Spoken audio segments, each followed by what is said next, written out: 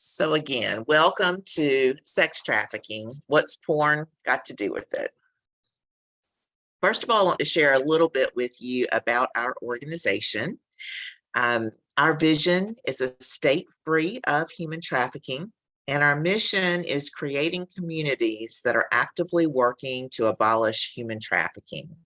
And when we say communities, we don't just mean a geographic community. We mean um, a faith community, the law enforcement community, the education community, whatever group you might be a part of. We hope that all of our communities are actively working to abolish human trafficking.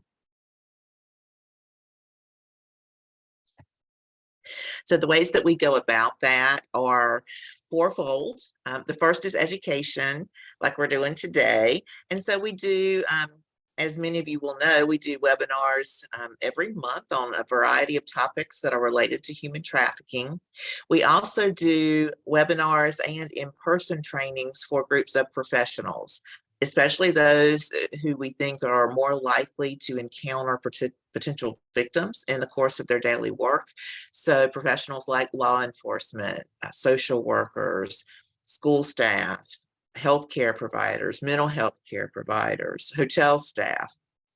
So we spend a lot of time educating folks about this issue of human trafficking. And one of the main things we have to educate people about is what human trafficking actually looks like and what it doesn't. We have to spend a lot of time um,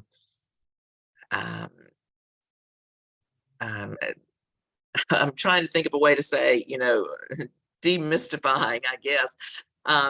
But there are a lot of myths out there about human trafficking, like the white van going through your neighborhood, or that a stranger is going to kidnap your kid out of the grocery store and sell them, and those kinds of things.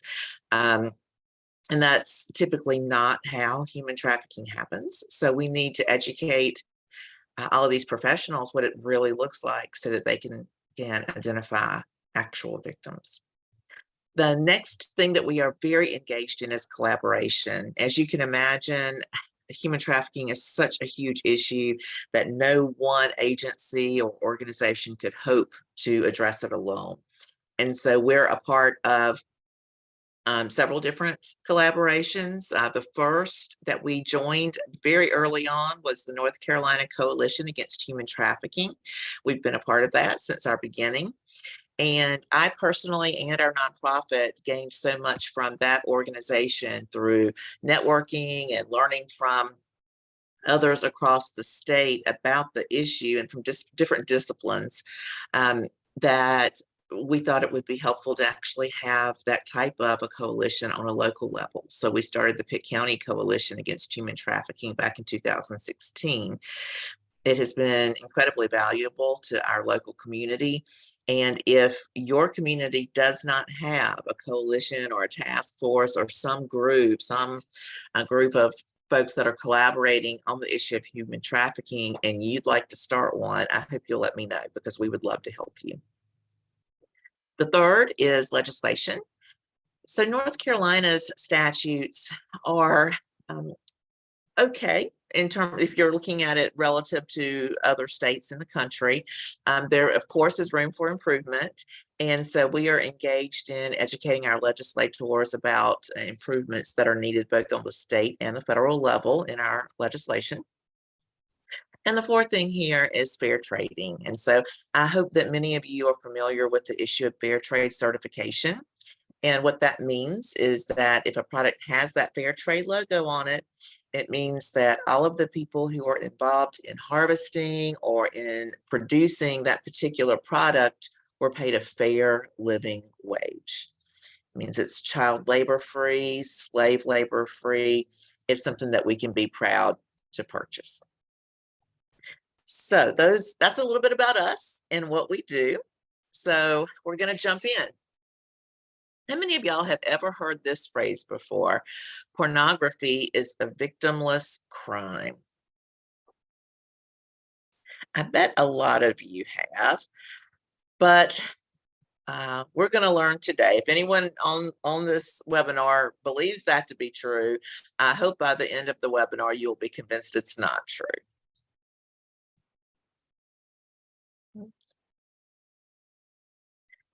So here's a quote that I really like from Victor Malarek, who wrote The Johns, Sex for Sale, and the Men Who Buy It. And he says, prostitution is the main act. Porn is the dress rehearsal.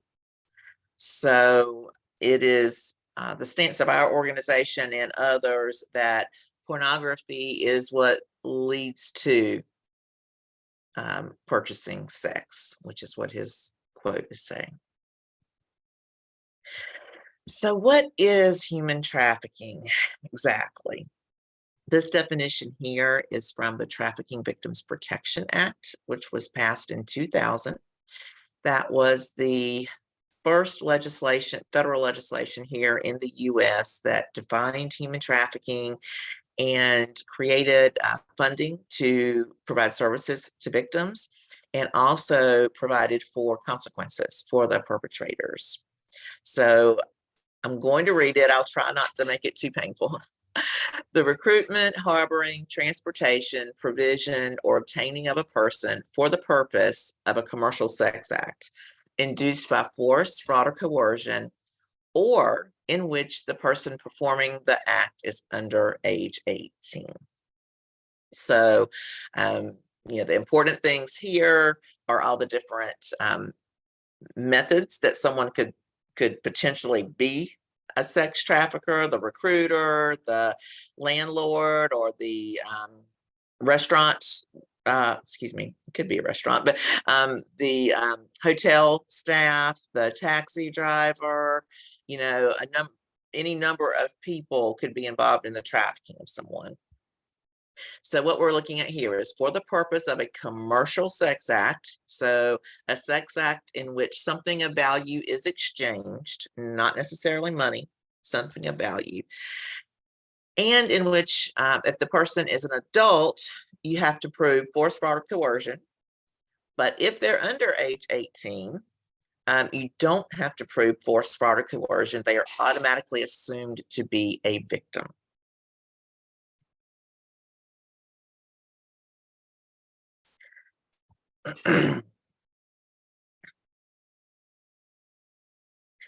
So what we want to look at is the relationship of sex trafficking to pornography.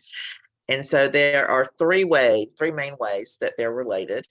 The first is that many of the so-called actors in pornographic videos are actually victims of sex trafficking. The second is pornographic videos and images are used to train victims or to show victims what sex buyers want or expect. And the third is that porn consumption contributes to demand. So the first that we're going to look at is so-called actors in these pornographic images actually being victims of sex trafficking.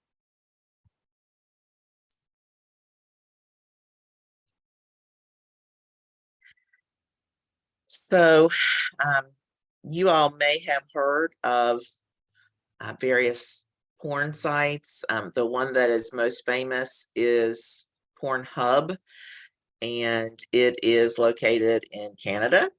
And you see here a protest against it and alleges that Pornhub is actually a pimp because it is selling sex.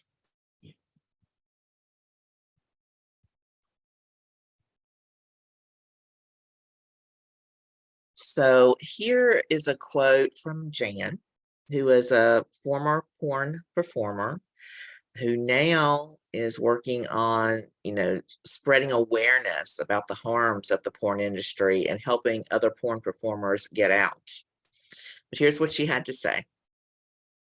Of course, I lied to my fans, made it seem like I absolutely loved what I did and was living this happy life. I had to do whatever the producer pleased, and I had to accept it or else no pay. Sometimes you would get a gig and the producer would change what the scene was supposed to be to something more intense. And again, if you didn't like it, too bad. You did it or no pay. So what we're talking about here is that there's an agreement on what the performer has agreed to do. When they get to the set, the producer requires them to do something else or says they won't get paid. And so we hear from some former porn performers that it was worse than this. This just says you won't get paid. In some cases, the performer would say, no, I don't want to do that. And the cameras would keep rolling and the male performers would keep going.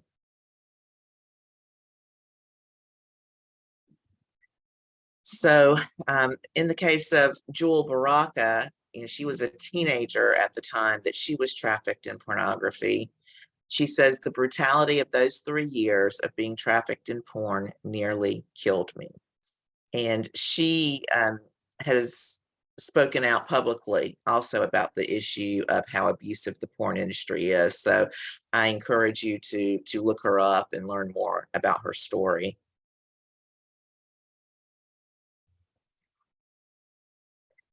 So right now, what I'd like to do is introduce you to Jessa. She was a victim of child pornography, and has a powerful story to tell. So I will let her tell it.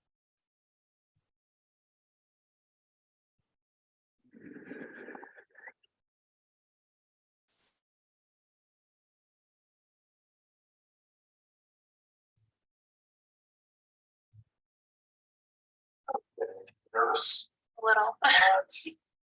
My name is Jessa Delacruz. So I'm originally from Canada, and I never say A. A. I mean, so, try to get into your story now. Cool. So I was born into a family that was not a safe family. It started with sexual abuse, and then it turned into the child pornography, and then that was when the sex trafficking started. I was told that all I was good for was to be a little prostitute. My nickname was Little P. Even as an adult, I also had pornography taken, was being trafficked as an adult. I think one of the hardest things for me to just process is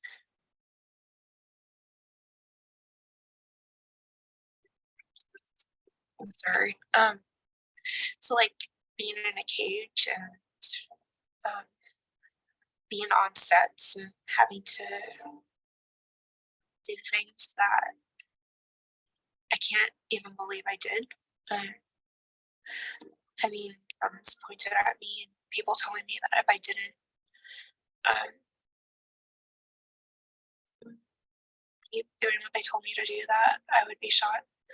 I was being raped, but I had a smile on my face. I had to act like I enjoyed it. And I can say that child pornography as well as adult pornography is directly tied to human trafficking. I didn't escape until I was 21, so this continued until basically just before I escaped.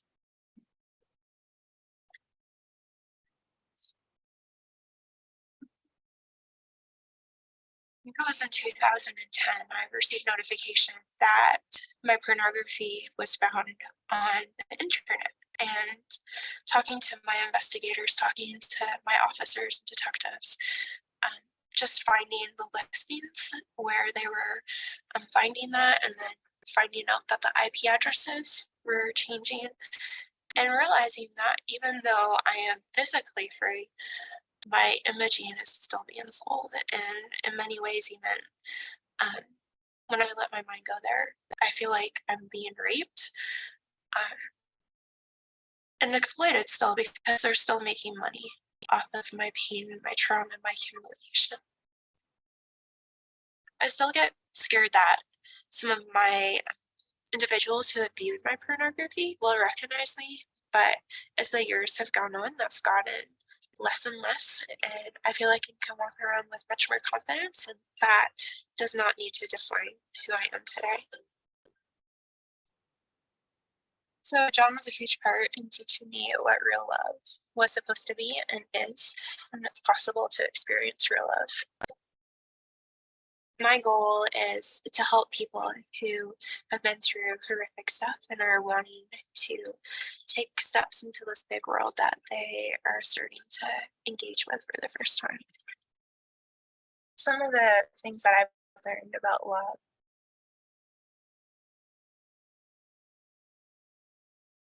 is it is kind, it is compassionate, it's caring. It's just pretty amazing, like how relationships can hurt you, but also how relationships can heal you.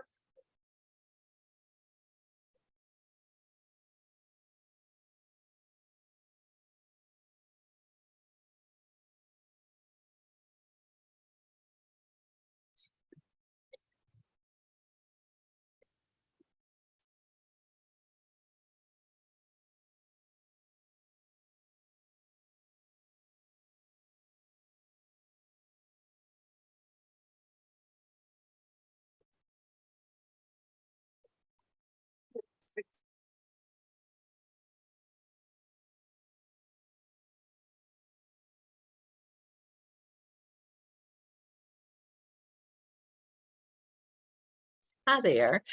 Little technical difficulty there. Um, but I hope that you found Jessa's story as empowering as I did, that even though she had been through all that trauma as a child and still has to deal with the fact that her images are still out there, she has come through it, and with the help of the person who's now her husband, was able to, to rediscover, or perhaps in her case, to discover for the first time what real love is supposed to be like. And so that it ends up being an uplifting story and not just a heartbreaking one. I am going to leave you for just 1 second and see if I can get my PowerPoint back up.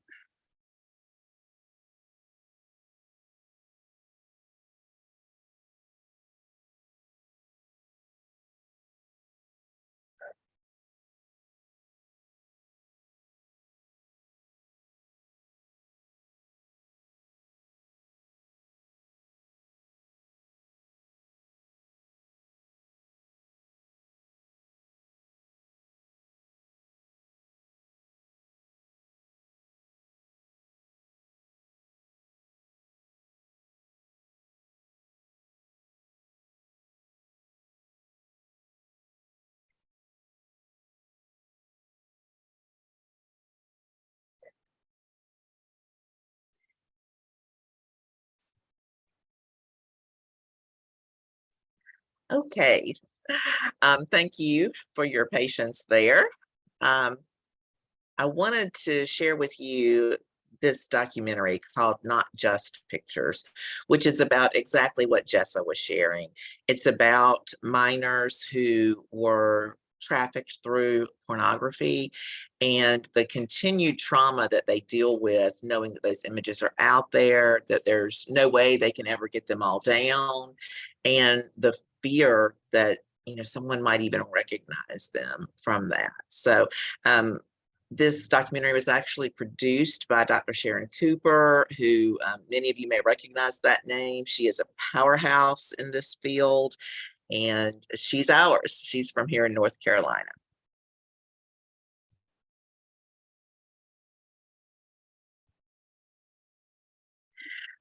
So we just talked some about how the performers in the videos are often actually victims of sex trafficking. And now we're going to move and talk a little bit about how these images are actually used to train victims or to show victims what sex buyers want or expect. So a global survey showed that 47% of the women who were surveyed said they had been harmed by men who had either forced or tried to force them to do things they had seen in porn.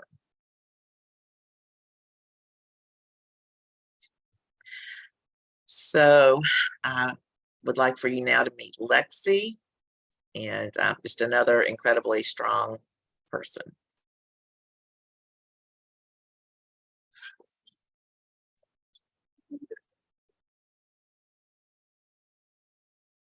Ready? Ready? I'm going to stay. Come on. My name is Lexi. I'm from Nashville and I am a dog mom. I love hanging out with my friends and helping people overcome the things that they've been through in life and not let it define them. The first time I was molested was as a toddler. The first time I was raped, I was 6. The first time I was sold, I was 11.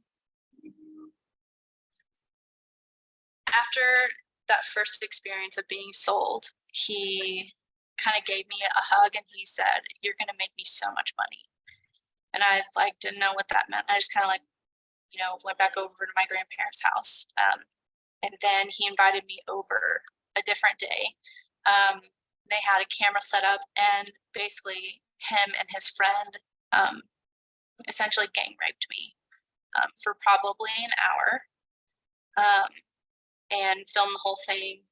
And the fact that there is video out there somewhere of me and being raped, and I don't know how that's been cut and edited to look and appear a certain way.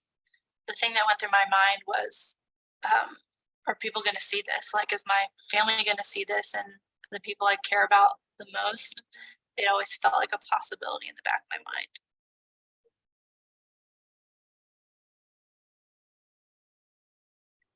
Anytime I was over at that guy's house being raped, I could literally look out the window and see my grandmother's house and how close I was to being safe, and would always hope that somebody would come looking for me. And they just never did, because I don't think anyone fathoms something like that happening literally right next door or within your own family. So right before any time a customer was brought into the room, I would be shown pornography. And being that young, I think it translated for me as an overall thing, as a woman, this is what men expect from you and this is what people want from you. That went on for about 2 or 3 years and just kind of ended because I hit puberty.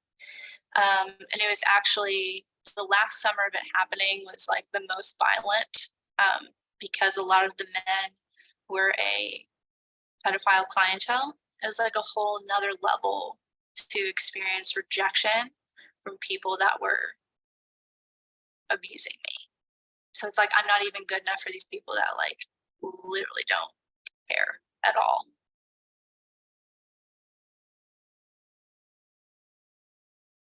One of the key things that helped me in walking away was forgiveness, and just to kind of take that control back and choose to just let go of it. It's really freeing.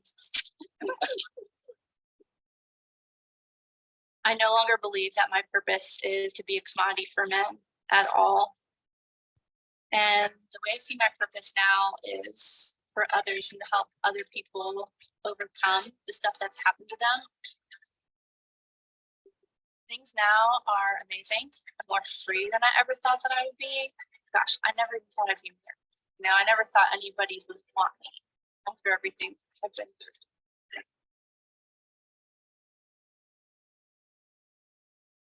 My husband and I have a great time together, and not that it's perfect. We definitely fight, but we choose each other, and I think that's a really beautiful thing.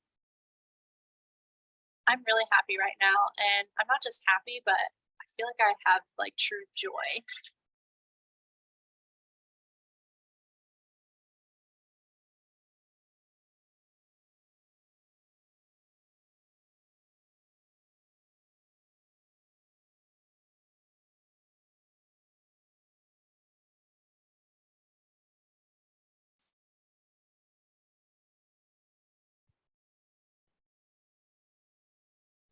And so again, a very empowering video from Quite the New Drug.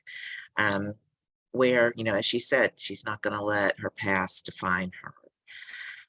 So that's beautiful. I do want to just mention, we don't have a slide or a video about this, but we have certainly heard anecdotally that many times sex buyers will actually come into the hotel room or wherever they're meeting the prostituted person, and they'll have their phone, and they'll tell the person who's being forced to sell sex that here's what I want to do, and actually show them pornographic images of what they want to reenact. So yeah, so it is used to train people as it was to train Lexi. So the last topic that we're going to talk about is how porn consumption contributes to demand. So these are some quotes from several different studies about the relationship of pornography to buying sex. Frequent sex buyers use pornography much more often than men who don't buy sex. In fact, men who go to prostitutes are twice as likely to have watched a porn film in the last year as compared to the general population. Pornography makes prostitution and sexually exploiting others look normal. And what they mean by that is that in pornography, you're using someone, you're objectifying people and just using them as an object. And that makes it look normal. If you watch enough of that, then of course it's normalized for you, and going out and actually purchasing a person for sex seems normal. There's a strong association between pornography use and going to prostitutes. Now, I have read these quotes as they were written. I generally would say a prostituted person and not call them prostitutes. All right. So, sex trafficking is a business, and pornography is one of the business models. When we look at pornography as a business, we see here that it's estimated to be a $97 billion industry, with about 12 billion of that coming from the US. And you can see we did a graph here that kind of compares it to some other major profit makers like healthcare, the NFL, and Netflix. And it's closest to the NFL, makes in the US almost as much money as the NFL.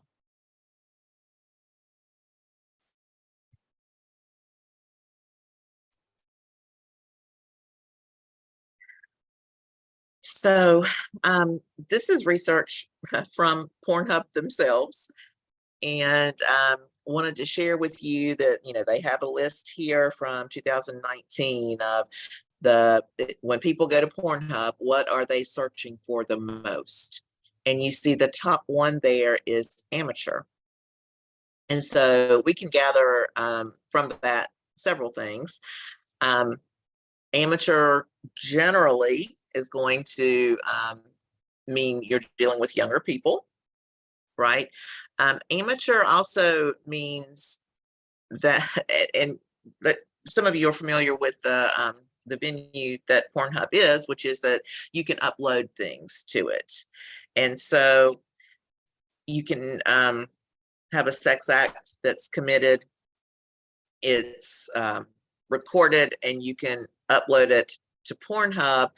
And so there's this fascination with amateur pornography as opposed to professional pornography that's shot in a studio. So that has become sort of a business in and of itself. And here's an article called How to Make a Ton of Money on Pornhub. And it's talking about how you can record sex acts and upload them. But one thing that I wanted to mention is that if you think about someone who is a sex trafficker, and they are forcing or coercing, manipulating someone into having sex with a third party and bringing the money back to them, suppose that not only do you make the money from the sex act, but that you record it and you upload it and you make money from the recording as well. So you can add another profit stream to your business of exploiting people. And that is one of the things that Pornhub is all about. But there is a little bit of good news. You can actually help reduce porn consumption. And there are several ways. We can educate people about the relationship of porn to sex trafficking and the harm that it causes. We can reduce access to porn, and we can provide resources for those who want to stop consuming pornography. So first, let's look about it at education.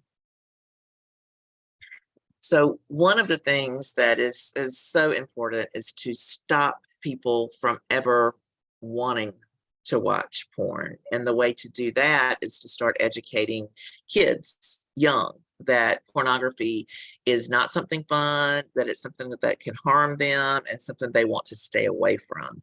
And so there are 3 resources on this slide. The first is Culture Reframed. And if you Google that, there is some just really good information about conversation starters and how to have conversations with your kids at different ages about the issue of pornography. So I recommend that. Good Pictures, Bad Pictures, and Good Pictures, Bad Pictures Junior are books that are intended for parents and grandparents to read with and to their young children. And it talks about what the difference between good pictures and bad pictures is, and encourages the child, if they see something that makes them uncomfortable online, to come get a parent. Now, the key to that is if we tell our kids, look, if you see something online, come talk to us, then what we have to do is be calm when they come talk to us, right? If they come and say, Mom, I saw something online, you go look at it, you can't go, oh my God, that's pornography. What are you doing watching that? You've got to take a breath and say, you did the right thing, honey. Thank you for telling me. Turn it off, obviously. Ask them how it made them feel, kind of talk through it, and figure out ways to avoid them being exposed to it again. If you don't already have parental controls or filters or whatever on your computer, that kind of thing. But talking with them calmly and making sure that they are not blamed for having seen those images when it wasn't their fault. So some of us are uncomfortable talking to people about the issue of pornography. You might feel strongly about it, but you're just not comfortable talking to your friends or your family about it, maybe. So something that you could do is to follow this organization, Fight the New Drug, and share their post. The 2 videos that we watched were produced by them. So they have just tons of really good information on their website. You could share those things, share their posts from their various social media accounts.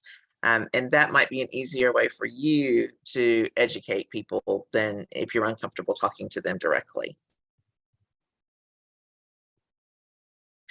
Another thing that you could potentially do is to become a member of our nonprofit, NC Stop Human Trafficking, because in our newsletters and on our social media, we also have information about pornography.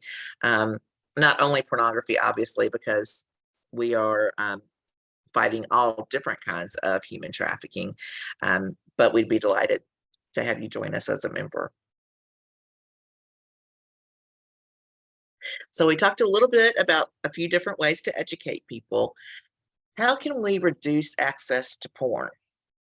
I think many people would be stunned to know exactly how accessible it really is. We see here, and of course, these adult video places, they still exist. There's one here in the town that we're located in. But now it is so much easier to access porn, right? You don't have to, put your hoodie on and go in the dark of night to this video store to rent out an adult film. You don't have to have a Playboy sent to your home. And of course, what I hope you recognize is that Playboy,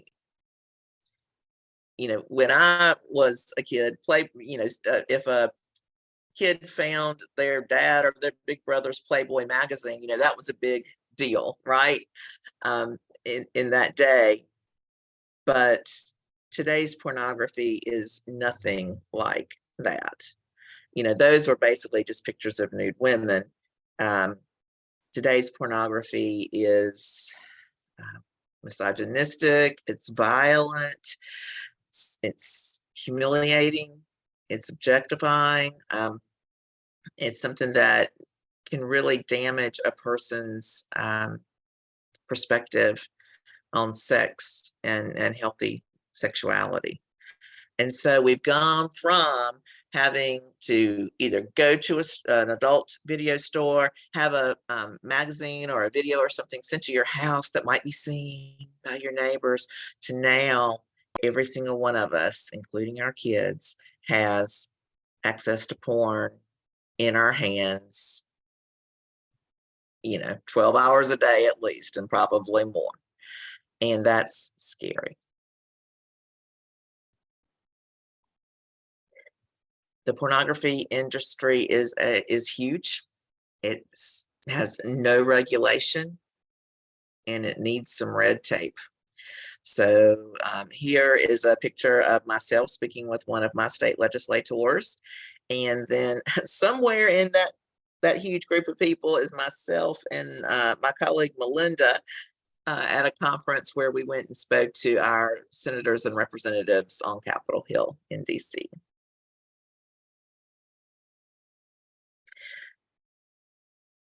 Something that you may be interested in when we talk about, and I mentioned Pornhub earlier in our conversation, there has been a pretty big push to get Pornhub shut down, and that has not been successful, but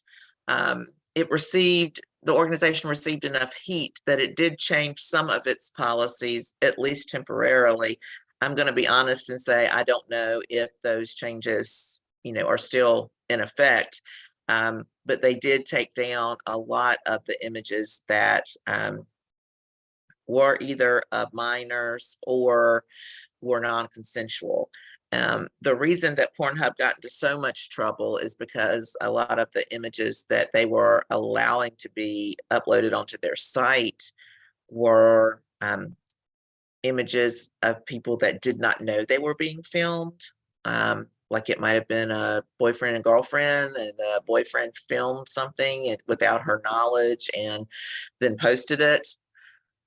And in some cases, it was even rapes and sexual assaults that were filmed and then uploaded, and people were paying to see them. And so that's why Pornhub has sort of been singled out as to represent, I guess, all of the worst of what pornography is. Now, there is a little bit of good news related to Pornhub. Some of you all may have seen this in the news a couple of years ago. that several credit card companies refused to allow charges on their cards if the person was paying Pornhub.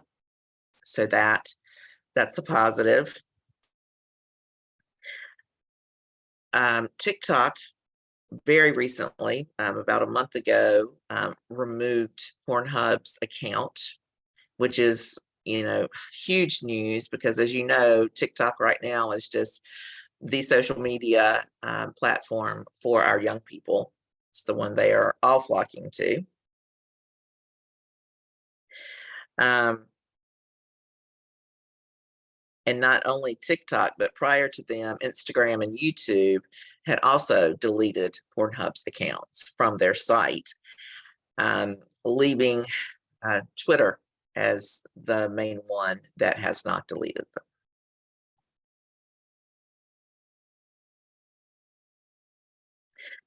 So we talked about a few ways to reduce access to porn. There are other ways as well. One thing that our country is not doing that other countries are doing is making sure that porn sites have to verify age. And, I'm sure y'all have been on site, hopefully not porn sites, but other sites that a thing comes up and says, click here if you're 18 so that you can keep going. I mean, that's not age verification, right? Because we all know anybody who wants to keep going is going to click it. But there are some countries that do things like make you have a photo ID, hold it in front of your camera on your laptop or your phone, and you have to send that in, and they actually do verify age before people are allowed into particular sites. And so that is something that we think we need to be looking at here in the US, as well as, of course, if we do a good job of the education, like we talked about earlier, perhaps there would be less need for that. But there are ways out there. And if you have heard of other things, or if you have suggestions, I invite you to put that in the Q&A. So I'll take a look at that. And I realized I told y'all I was going to look at the Q&A every once in a while, and I kind of got on a roll and forgot. So let's take a look at that now.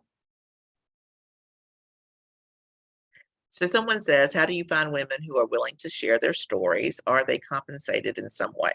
So if they were referring to the 2 videos that we showed, then that was produced by Fight the New Drug. And I honestly don't know how they came into contact with them. I feel sure they were compensated. I will tell you, our policy here at NC Stop Human Trafficking, we believe that listening to survivors is the very, very best way to learn about human trafficking and pornography, if you're talking about that specifically. But we are very careful to be sure that the survivor is someone who is far enough away from the exploitation and has received counseling and wants to share their story for their own healing or their own peace of mind, or because they want to prevent other people from being victimized the way they were, as one of the survivors in the video stated.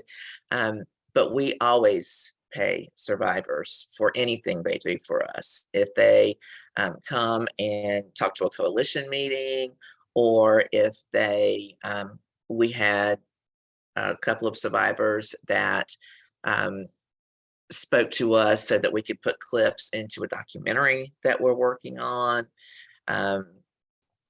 We've had survivors that we particularly like to have survivors go with us when we go and speak to law enforcement, to help them develop some empathy around the issue of someone being prostituted and what that might look like, how they got into that situation.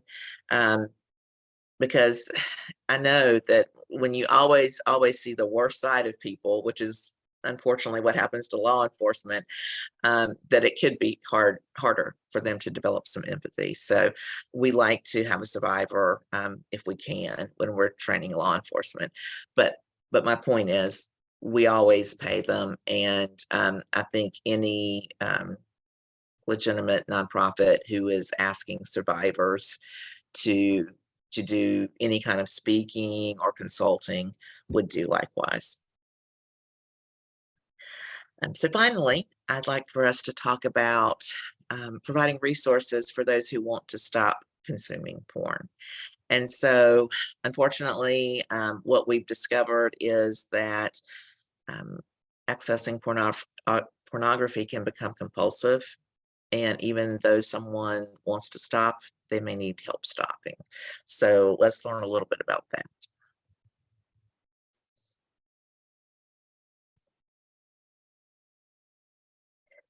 So the very first thing is to be understanding and non-judgmental, um, because shaming someone is, first of all, not effective, and second of all, it's hurtful and is going to harm your relationship with that person.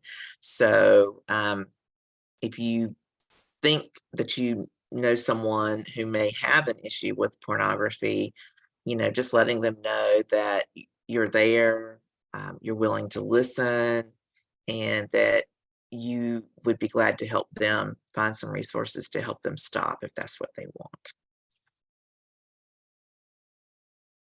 So there are lots of good resources out there, and you can take a screenshot of this if you like. These are some good ones, and different people need different types of help, right? So, for instance, Celebrate Recovery is an in-person. You meet often at a church, and you're there in a circle with other people. And in Celebrate Recovery, it's not just people who have compulsivity around pornography. It could also be substance use or gambling, other types of compulsions. But that one's in person, so it's going to be very personal, obviously. There are a couple that are online. Triple X Church has like support groups online. Fight the New Drug also. Covenant Eyes has a software that you can put on your phone or your computer, and if you access something that you're not supposed to, it sends a message to an accountability partner that you have chosen. It sends a message to them so that they can call you up and go, "Hey man, what's going on? Do we need to get together? What can I do to help you?" That kind of thing. And then the National Center on Sexual Exploitation just has tons of information about pornography and other resources for stopping. So these are just all good places to start if you or someone is interested in stopping the consumption of pornography.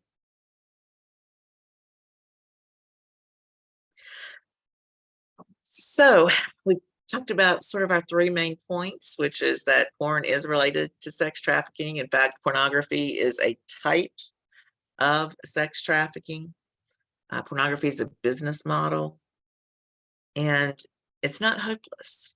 We can help reduce porn consumption, and I gave you a few hints of ways that we can potentially do that.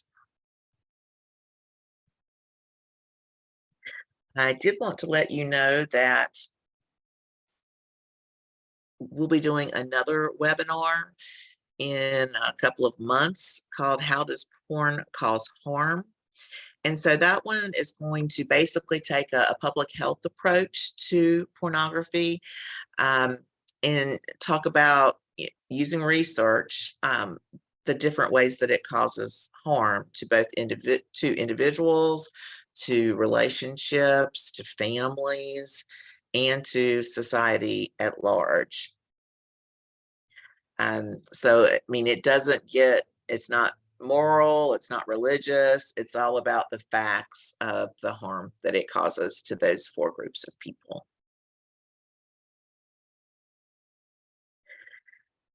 So now you know. What will you do? Will you decide to become a member of NC Stop Human Trafficking? Will you go online and follow Fight the New Drug so that you can share information there? Will you be willing to talk to your kids about the issue of pornography and let them know that you're willing to talk to them about it in a non-judgmental way? Are you willing to write your legislators and tell them, look, there needs to be age verification for pornography? And one thing I didn't mention earlier when we were on the reducing access, another way that some other countries are doing it is by, it's called opting in versus opting out. So currently on most of our Wi-Fi, any website that we choose to visit, we can access, right? Now, schools, of course, we know that they limit the websites that kids and teachers can go to. We know that libraries do, law enforcement agencies do, some, government agencies make it so that you can't go to pornography sites, but they have to, quote, opt out. They have to contact their provider and say, we need you to make it such that these sites cannot be accessed, right? In some other countries, what they've done is make it so that nobody can reach those sites unless you opt in, which means that if you're 18 or older, you can call your service provider and say, I want to be able to access these sites. And I'm sure they would have an age verification process and allow you to opt in. So that is something else that we are really interested in, and think that it would be worth some trouble, which, it would be a little annoyance for those who do want to access pornography, but think of all the kids who wouldn't accidentally come across it if it weren't so accessible. So that's just another way that we could consider reducing access. I'm going to look at Q&A again. If you have a question or comment, I know this is a hard topic to talk about sometimes. So if you do have a question or comment, we're glad for you to share that. If you think of one later, you're welcome to shoot me an email. I will be sending you a follow-up in a few days that will have the link to, sorry, I'm trying to get back there. The link to this, in case you wanted to register for that, as well as any other webinars that we have coming up. And so you'll be able to, you can hit reply to that if you think of any other questions at that time. Let's see if there's okay, I'm told there are some great comments in the chat section. Yeah, many boys learn about sex via porn. Yeah, porn has become sex ed for a lot of our kids, and it's partially our fault because many parents won't talk to their kids about sex. And so they're going to learn it either from their friends or the internet or both.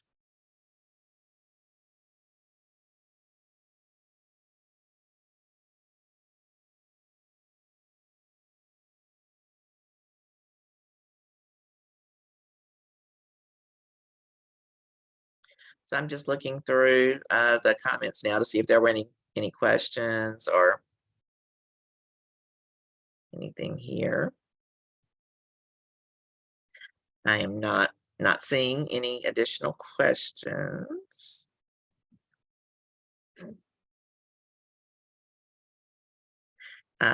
True, the Philippines definitely is an area where particularly exploitation on cameras, video camera webcams. That's what I was trying to say. And yes, definitely male victims of human trafficking in general, and there are male victims of being trafficked via pornography, certainly. The reason we typically talk about the females is just because there tend to be more of them, and when we're talking about pornography specifically, the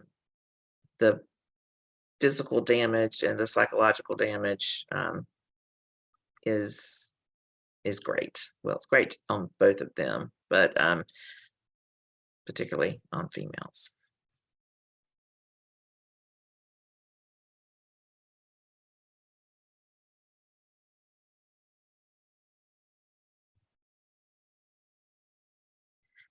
Thank you all so much for being here. Again, feel free to email me if you think of other questions later. I am grateful for your presence here.